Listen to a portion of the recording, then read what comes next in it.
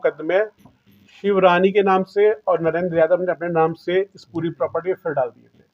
बाबू सिंह थक चुके थे, लड़ते लड़ते बोले भैया मैं नहीं लड़ पाऊंगा, मेरी। समाजवादी पार्टी के मुखिया अखिलेश यादव और राजा रामपाल व नरेंद्र सिंह यादव पर लगे गंभीर आरोप। कानपुर के थाना चकेरी अंतर्गत किशन बाबू सिंह यादव की जमीन पर जबरन कब्जा करने के मुख्य आरोपी भाजपा नेता डॉक्टर प्रिया रंजन आशु दिवाकर ने अपने घर पर प्रेस वार्ता कर मामले के पूरे तथ्य मीडिया के सामने रखे और बताया कि किशन बाबू सिंह यादव की हत्या हुई है, आत्महत्या नहीं, शराब पिलाकर उसकी हत्या की गई है और डॉक्टर प्रिया रंजन आशु दिवाकर को फंसाया गया है।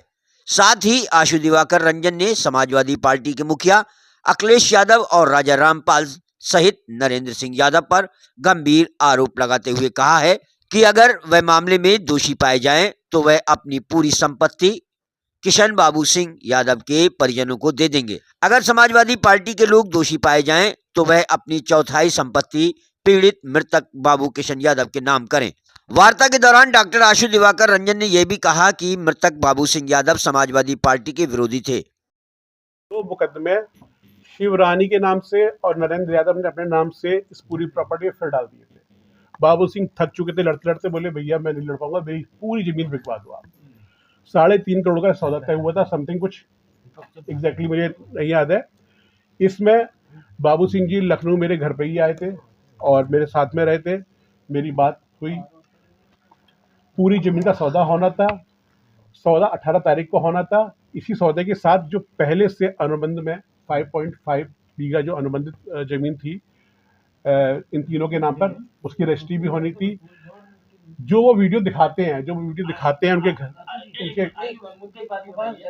इसमें दोषी किसको मानते हैं? पुलिस से लगातार संपर्क में दिया, मैं लगातार संपर्क में नहीं था, मैं 13 और 14 तक संपर्क में रहा हूँ। किसको आरोपी मानते हैं? क्या है पूरा घटनाक्रम के पीछे कौन है? बाबू सिंह जी की हत्या की गई है। बाबू सिंह जी को शराब पिला के, नशे कुछ डाल के उनको टंकी नीचे रख दिया गया है। बाबू सिंह जी मरने वाले व्यक्ति नहीं थे। बाबू सिंह जी के पास आज भी पूसा देवी की दी हुई 6 बीघा जमीन है, वो आज भी मजबूत थे।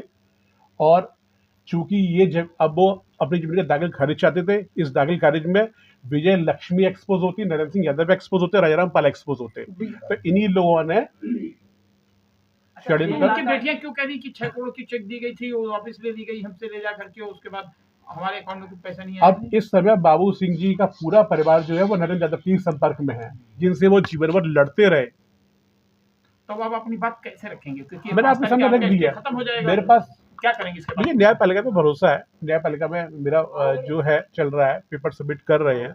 जो रक्षक था उसको भक्षक बना दिया, जो भक्षक थे जिन्होंने मिलकर खींचा, आपने ना वो पेपर्स दिखाए, आप पेपर्स को गौर करिए, और वही लोग आज उनके घर में।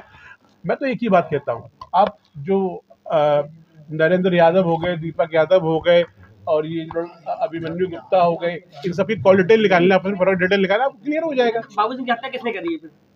अभी मैंने बताया था आपको। 80 दिन हो गए, लगता है कि उनकी हत्या की गई, आपको फंसाया गया? निश्चित रूप से बाबू सिंह जी की हत्या हुई है। अच्छा, पुलिस ने आज 80 दिन हो गए आपको सामने आए। 80 दिन हम बाबू सिंह यादव को इतनी देरी क्यों हुई आपको सामने आने में? मैं माननीय न्यायालय की शरण में था। मुझे अपनी कोई भी व्यक्ति गिरफ्तार क्यों होना चाहेगा निर्दोष होने के बाद? तो मैं माननीय न्यायालय की शरण में था, मैं न्यायालय की शरण में था और न्यायालय की शरण में हूँ। तथ्य मैंने आपको सब दे दिए, पेपर्स मैंने दे दिए। फिर से अखिलेश जी से मैं कहता हूँ, खुद आना चाहे स्वागत है, बहुत बड़े नेता नहीं आएंगे, अपने प्रतिनिधि को भेज दे, पेपर से बात कर ले। 1 लाख का इनाम किया है, आज कोर्ट के पास आप हैं, कोर्ट की शरण में, अब आगे क्या करेंगे? क्या ये इनाम? कोर्ट की शरण में हूँ, कोर्ट के निर्णय का सम्मान करूंगा।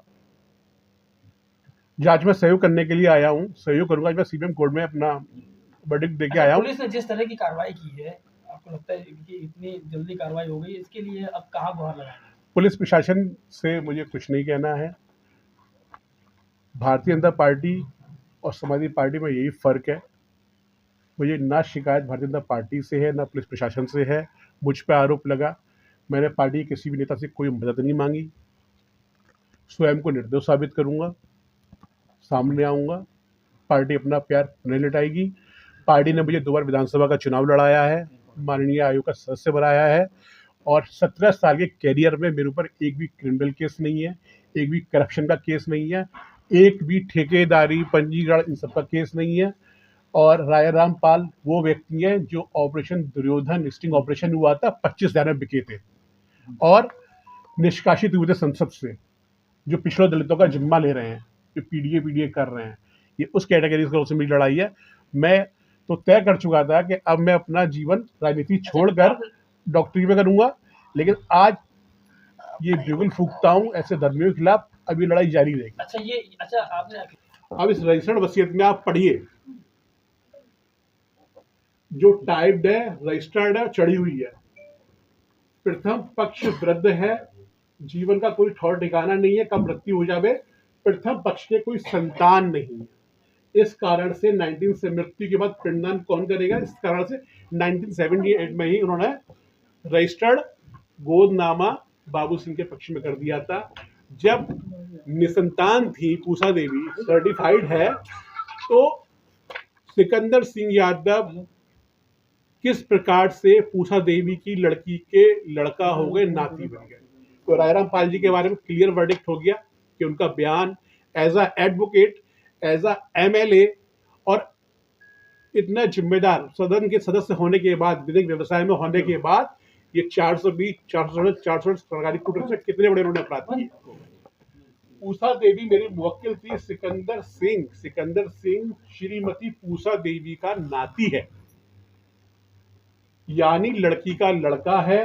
बयान पढ़कर तस्दीक किया राय रामपाल। आपने देख लिया इसको। आपने फिर से मैं अप्रेंशन दे रहा हूं आपको, इसमें